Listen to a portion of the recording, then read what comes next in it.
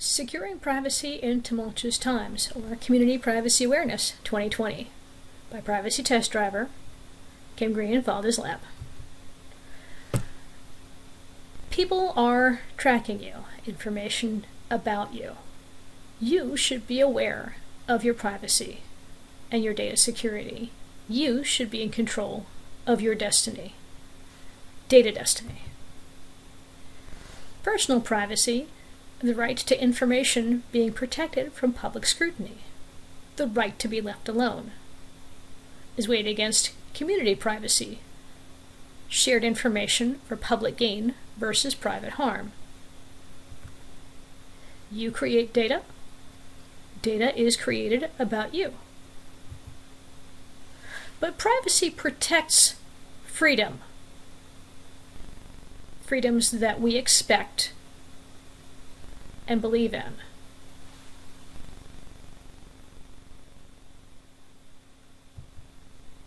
So whether you're promoting health in your community, whether you are restructuring your community,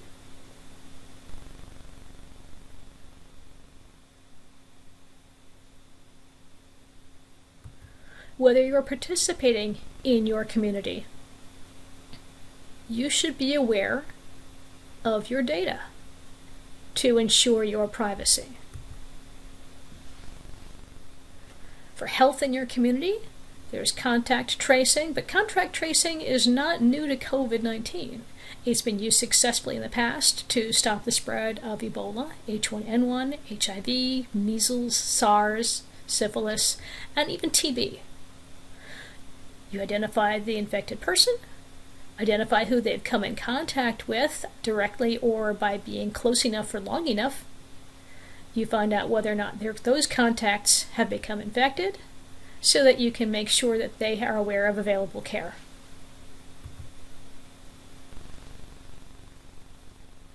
But, based on preliminary research by Johns Hopkins, we don't have enough live contact tracers. And this was from a 2017 epidemiology capacity survey before COVID. We don't have enough contact tracers for a major outbreak, much less the pandemic for COVID-19. So there's another option. Of course, there's an app for that. Why? Viruses don't care about borders, but you care about privacy. So you should be aware of the underlying model that your COVID tracking app is using, whether it's centralized or decentralized. Whether or not it's constantly on and you have to worry about your battery being run down. Most of it is run through Bluetooth. Some places where not everyone has a Bluetooth-enabled smartphone, they are issuing Bluetooth fobs so that you can still participate in the tracking program. So as a downloadable app for your smartphone, there's centralized and decentralized. Centralized tracks specific devices, your phone, other phones nearby. Your phone generates a code in a database, it goes up to a server, your server does the heavy lifting and processing, it sends the information down to your smartphone and sends alerts to anybody else it needs to. Or if someone around you is infected, you can get an alert. Decentralized, there is no central server. There is no direct device tracking. Your phone generates a code for a database. The database is shared through the app. Your phone compares itself to the database. So if your phone in the database is next to someone, you may get an alert, or you may be able to send them alerts.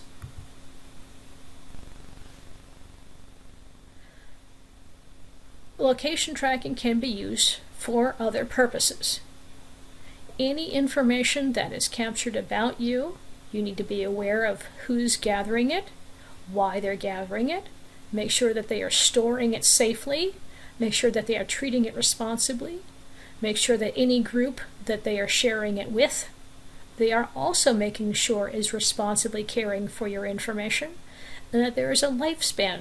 Once that information is no longer needed, it gets deleted. South Korea started off a step ahead for COVID tracking because they still had remnants from earlier outbreaks of H1N1 and SARS. But those should have been deleted, and we hope that after COVID, information is deleted. BlueLeaks found out that law enforcement has been sharing very widely personal information and protected case information, and it's been doing that for a long time. At least 24 years recorded data in the BlueLeaks set. Frank internal memos about tracking the activities of protesters currently for Black Lives Matter. They're monitoring social media, they're monitoring Bitcoin donations, there's memos about supremacist groups and Antifa. But in addition to that, there's also information that should not be shared across all groups. And there's information that does not pertain to everything. Victims and witnesses to domestic violence are identified very specifically by name and details, including minors and children affected by the situation. Harassing emails sent to a female college student also included, in addition to suspects, that she spoke at a women's march. This information is not relevant and should not be shared everywhere. BlueLeaks was shared on June 19th, also known as Juneteenth, the oldest nationally celebrated commemoration of ending slavery in the U.S. Police departments and so on. Fusion centers are state-owned and operated entities that gather and disseminate law enforcement across state, local, tribal, territorial, and federal. The BlueLeaks data dump contains emails, it contains attachments, it contains personal information, it contains pictures, it contains requests for information and the follow-up to that. So even if there isn't a specific case open, just a simple request for information, that is still recorded. And that is still shared very widely. Law enforcement aside, you leave a trail all over the place, from tagging photos in different places on social media, checking into hotels and cafes. We leave a clear online footprint of our activities. So you may want to disable location services in your settings and apps. But be aware that even if you do that, your information is still available to your cell phone service provider and internet service provider. And there have been law enforcement which has tracked information in real time from the phone, which would otherwise require a court order. So you can turn off information on your laptop in settings for Windows, in significant locations in Mac OS. You can change it from your smartphone and specifically in your apps. When you turn off location history, Google stops recording your location for features, but some information may be saved as part of your activity on other things like searches. So if you do a search or get the weather, it still logs your location, unless you go and do it specifically in the app.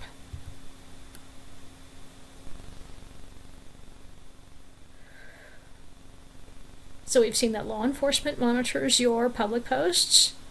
Potential employers also monitor your public posts. So your 23-year-old self might not want your future employer, the person you're applying to see something what you did when you were partying at 16 and 18. If you've changed relationships, you may not want things to carry through and carry forward. Also, companies can create targeted ads and recommendations based on your location, and there's not currently a good framework to guarantee that they handle the information responsibly. So you can disable location tracking, but you can also disable old posts. Now, heads up, if you disable location tracking in Facebook, you can still be tracked by somebody else tagging you. If you're going to delete from Facebook, there is a bulk delete tool now available, and there's also now the option of having a storyline. a story post. The post there is only recorded for 24 hours and then it's gone. If it's a post to your timeline and newsfeed, then it is there until you get rid of it. There is a bulk delete.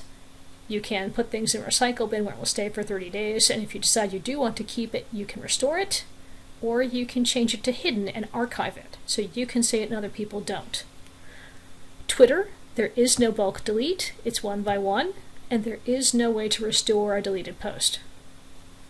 Instagram and Snapchat, they do have a story post where it's recorded for 24 hours and then gone. Other than that, you have to again specifically go to the post and delete it. But like Facebook, you can archive it, so it's not truly deleted, you can still access it later. Nobody else can, you can see it. You can go ahead and do it account-wide. For Microsoft, you go to account.microsoft.com/privacy, but you also need to do information-based advertising settings at choice.microsoft.com. You can disable things for Apple and Google. If you do it through Apple, GPS can be disabled, but law enforcement can still track your device, but friends and family and Find My Device cannot. So if you keep losing your device, heads up on that.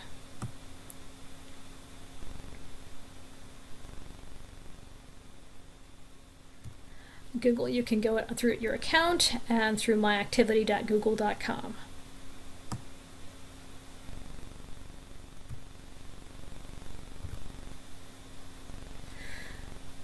You can use safe browsing, which will minimize what is shared on a shared device. So anything that goes through that specific browser session is not saved. What you've looked at on that particular moment in that particular browser is not saved on your computer. But this has nothing to do with what your service provider and cell carrier can still see. You can use the Onion browser or Tor, which anonymizes your path so that people can see that you've looked at a thing but don't know that it's you. But neither of them encrypts and keeps confidential the information. So you may want to consider a VPN, a virtual private network, or some other way of encrypting your information and keeping it secure so that only you can see it. Public monitoring is widespread, facial recognition. There is cameras everywhere. You can check into your device by facial recognition. But facial recognition is also recorded by those security cams. Facial recognition has been used by police forces for more than 2 decades. Studies have found that the technology works well, but results are not accurate for minority demographics because there's a lack of diversity in the images training the tool. And then whoever's using the tool has to be trained. So last year, public hearing, an assistant police chief was among those who raised concerns about false positive when you are incorrectly counted as someone else. It's actually factual and well documented, James White said, so that concerns me. Amazon, Microsoft, and IBM announced they would stop or pause their facial recognition for law enforcement, but that's mostly symbolic since law enforcement doesn't get a lot of their information from them. They instead use companies not as widely known by households. Names such as Vigilant Solutions, Cognitech, NEC, Rank 1 Computing, and Clearview AI. Claire Garvey, a lawyer at Georgetown University's Center on Privacy and Technology, has written about problems and argues that low-quality search images, such as from grainy surveillance videos, should be banned, and the systems should be rigorously tested for accuracy and bias.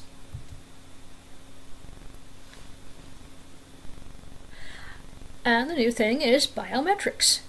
You can be identified by voice recognition, the pattern and speed of your keystrokes, the manner you walk and your gait,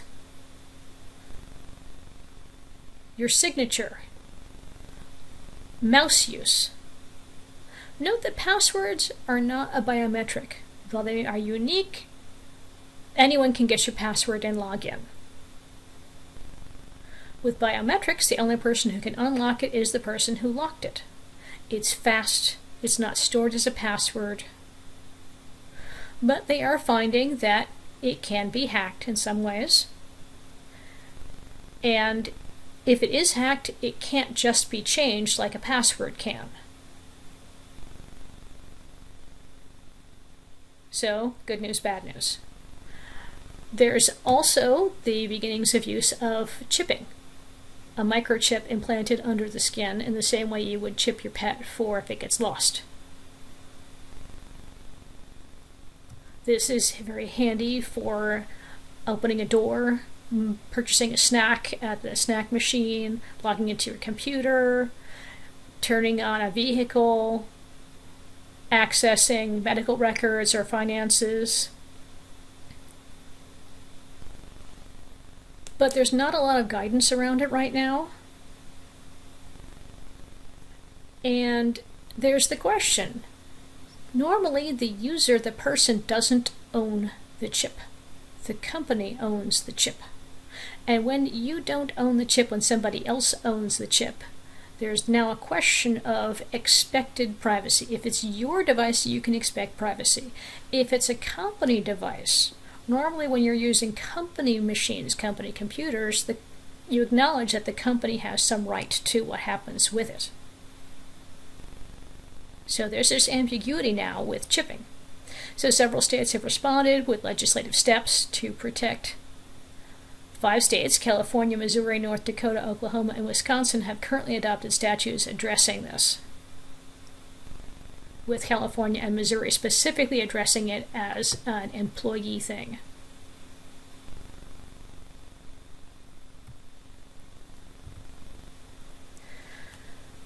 Webcams and Internet of Things. We recommend that you cover your webcam because there is malware out there that can turn on your recording devices when you're not aware of it and doesn't have an indicator light on.